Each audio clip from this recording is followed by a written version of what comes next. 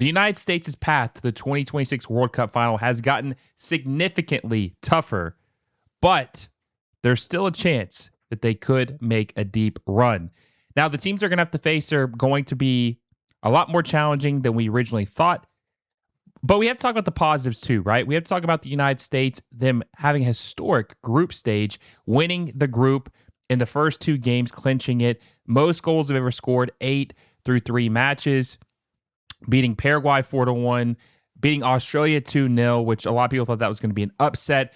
Lost to Turkey 3-2, but that was a game where we rotated 9 guys and we were resting our starters to be prepared for the knockout round. So with all that context, I mean, we would have had 9 points, I think, if we'd started all of our starters. We still almost came away with a point on that. So we are very, very well equipped to make a run, and we're going to talk about how far I think we can go. We're going to talk about who the United States would run into in each round if they continue to win, and I'm going to give my prediction on where I think the United States are going to fall when it's all said and done in the 2026 World Cup. But before we get into that, guys, this is the video where we will be selecting our winner for the World Soccer Shop jersey giveaway. In order to qualify, you must comment down below who you think is going to win the World Cup and how far you think the United States are going to make it. You also must be subscribed to the channel in order to qualify to win. So make sure you guys comment down below in order to be selected for a chance to win a jersey from World Soccer Shop. And I will be making that selection on Wednesday during the match. So let's get into the United States in their group stage. Like I said, so this was a historic group stage for the United States. Finished first place in Group D. This was a group where a lot of people said that the first and fourth place was interchangeable. It was a very close group quality-wise, and we really didn't know how it was going to unfold. Hey, real quick, if you guys haven't already, make sure you hit that like button down below and subscribe to the channel if you haven't already. We're growing like crazy. The World Cup is among us, and we have a lot of content you guys are not going to want to miss. So also make sure you guys hit that little bell notification so you never miss any of our videos. I even at one point was a little bit pessimistic or worried about what could happen, but we beat Paraguay, we beat Australia, clinched the group in the first 2 games. Who thought that would have happened? Even the most optimistic fan. I would like to know if they thought that that was going to happen. And I mentioned earlier the Turkey, we lost 3-2, but we rotated 9 guys. I mean, we weren't going to beat Turkey with a fully rotated squad, essentially, especially since we already clinched the group. There really wasn't much to play for except resting our guys. And we scored 8 goals. The United States have never scored 8 goals at a World Cup, and we did it in the group stage. So we showed so much promise in that group stage that it had people believe, including me, and I've made videos about thinking how far we could go and how we're a dark horse, which we'll talk about that now because like the bracket has changed. But we showed a lot of resilience, we showed a lot of promise, and we showed that we are a competitor in the group stage. And because of that, we will be playing Bosnia in the first game of the round of 32. Now, listen, Bosnia, a lot of people, I have seen a lot of people on Twitter start to overlook this game because we just assume Bosnia, right, that we're going to go to the round of 16. And maybe I've even been kind of subject to blame for that too. Talking about round of 16, round of quarterfinals, semifinals, which we'll talk about who we could possibly play. But this is an important game. We have to take this serious. Bosnia played in Group B. They finished in 3rd place. Switzerland won the group. Canada was in 2nd. They were in 3rd, but they had a decent showing. Now, they did get smoked by Switzerland 4-1, but they beat Qatar 3-1, and they drew with Canada 1-1. I just don't think we should overlook this game. We need to stay focused and think about the opponent in front of us and take it game by game. Because if you start looking too much into the future and skipping teams, that's how you get upset. That's where things become problematic. So we need to really focus and lock in on Bosnia. And listen, we are a better team than Bosnia. We are. There's no debate about that to me. But we have to make sure that we take care of business and beat them. And that's our round of 32 game. This is a very favorable round of 32 game. Like I feel good about our chances. I feel very good about our chances. Now Bosnia, we qualified as they were one of the best 3rd place teams, and that's the way you did qualify. And they're a very physical side. They will defend deep and counter, and that's the thing too. and we're going to do a complete breakdown of this, but they just have to get the result. They can go to penalties, whatever. They're not playing in a group stage, so they can make this game super ugly. And they obviously have the veteran leadership of Edin Dzeko, an absolute legend. And my biggest thing for them is this game is just don't underestimate it. Like we have to. That's how surprises happen. We have to take it serious, and I think we will. And that's our first opponent, and I do think we'll beat them in the round of 32. Now, this is where it starts to get a little tricky, right? If the United States advances, the most likely opponent they're going to face now is Belgium. Now, Belgium's a team where I had Tack on, and he said that he thinks we could beat Belgium. That's a possibility. A team that I think we would match up well against. If we're trying, we have our best starting 11. This isn't the Belgium of old, right? And I think we want revenge. I mean, you think about 2014, right? Tim Howard's famous game where he had either 15 or 16 assists in that, 15 or 16 saves in that match. That was heroic, right? We just didn't have the horses in that race at the time in 2014. But this is a revenge game, and last one laughing, right? This is going to be a very, very highly motivated match for the United States, and the golden generation is mostly gone for Belgium, or they're just not what they once were. And this is a more vulnerable than past Belgian teams, right? They're not the same as what they were. I'm not afraid of them, right? Now, when I say that this is a more challenging opponent, if it wasn't for Egypt losing to Iran last night and Belgium absolutely just lighting up the score sheet, we would have most likely played Egypt in the round 16, which I would have felt better about, right? That would have been a more favorable opponent for the United States and a better chance of making it to the quarterfinals. But look, at the end of the day, if we want to go far, we're going to have to beat some good teams. We can't just have an absolute cupcake path to the final. Like, we're going to have to eventually knock off a good team. Now, is it earlier than I would have liked? Yeah, of course it is. But this is the type of opponents we're going to have to beat, guys.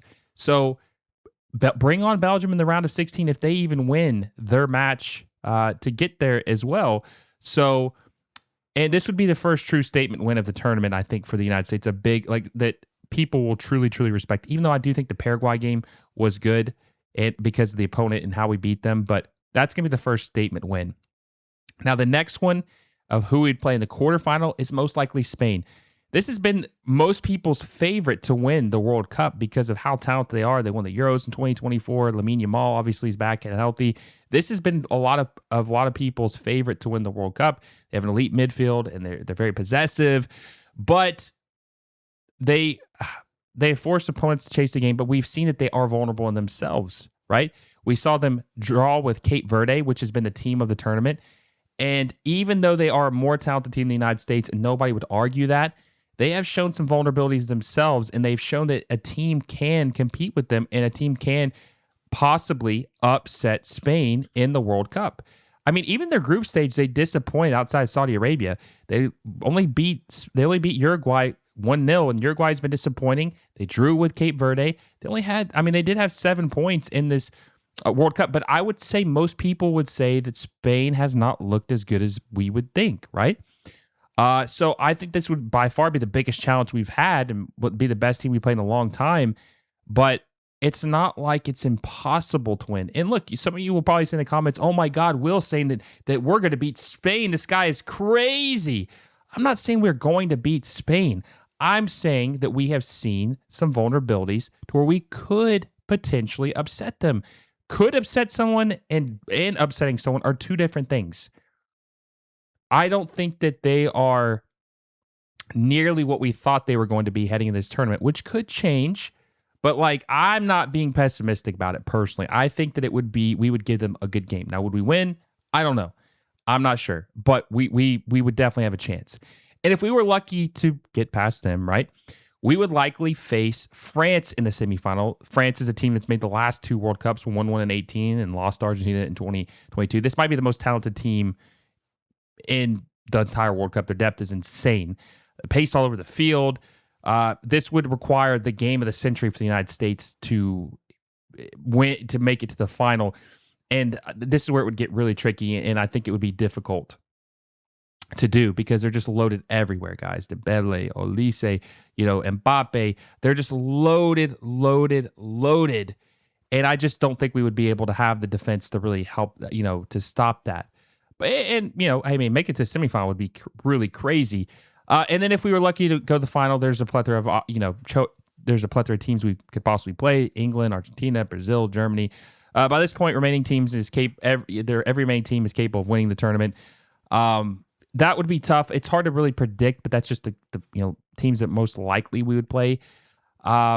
So that's a tough path, right? That's very, very tough. I mean, we're talking about Belgium round of 16, Spain in the quarterfinals, France in the semifinals. I mean, that's brutal, guys. That's brutal. That's a tough path. Now, where do I think we're going to land now based on what's happened? Okay. I'm thinking that we're going to make it to the quarterfinals and probably lose to a Spain or someone like that. And if we make it to the quarterfinals, that would have mean we've won 2 knockout games, round of 32 and then round of 16. And this would be the first time we made it to the quarterfinals since 2002 under Bruce Arena, where we lost to Germany 1-0. That would be an impressive finish for me. I think I'd be very content with that, making it as one of the final 8 teams at the World Cup, especially winning the 2 knockout games. And it would really build the momentum of showing how far we've come as a soccer nation, and we would have beaten some very good teams. And I feel like we have to talk about the home crowd because we will be playing home games in this World Cup, or it's going to be at least more convenient for United States fans to obviously go to games. Hey, everyone, quick word from our sponsor, FanDuel.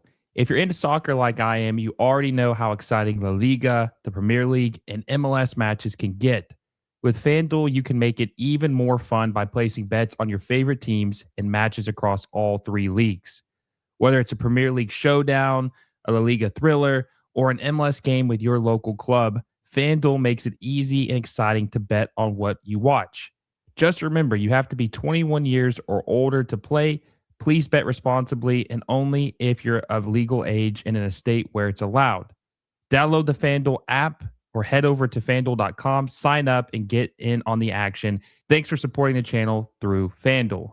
And I think Pochettino has the team believing, and Pulisic is playing some of his best soccer, especially now that he looks like he's healthy again. He looked pretty good against Turkey.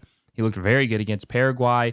Balogun is the first time the United States had a lethal number 9. There's just so much going for us with it, especially elite coaching.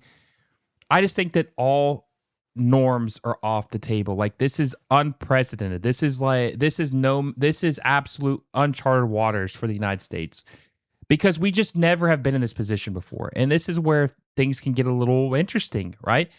So, I mean, Cape Verde qualified for the World Cup, guys. No one gave them a chance. They didn't lose a game. They drew in every single match.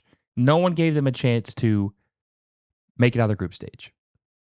A lot of people thought they might be the worst team.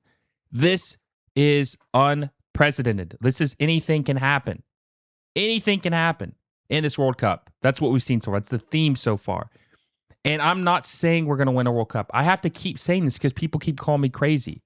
I'm not saying we're going to win a World Cup. I'm saying we have the pieces to make a World Cup run. We have the potential to make a run. There's a huge difference. Saying we will and saying we can don't mean the same thing.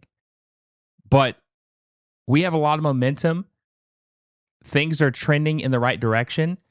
I've said this numerous times. I haven't felt this excited or happy as a United States men's national team fan since 2014. And there's just this sense, man. It's like a buzz in the air. People believe. People are excited. People want to know what's going to happen next. And it's a great position to be in when you have the entire country behind you, the wind at your sails. So I'm thinking quarterfinal. If we do that, I'm content. I want to win a World Cup, obviously. But if we make it to the quarterfinal and Mauricio Pochettino signs on to do another 4 years, how can we be disappointed with that? How can we be disappointed with that? We beat some good teams. We built some momentum. The United States will be trending up, and soccer would absolutely explode in this country. So we'll see what happens. I'm excited, guys. I'm curious how excited you are. Am I being too positive? Am I being too negative? Let me know. Where do you guys stand? I told you earlier to enter the contest, you got to let me know where you think the United States are going to finish and who you think the is going to win the World Cup. But seriously, am I being too positive or am I being too negative? Let me know down below. Guys, if you enjoy this video, make sure you give us a like down below. Subscribe to the channel if you haven't already, and hit that little bell notification so you never miss any of our videos. Let's hope the United States makes a crazy run. But until then, USMNT moves out.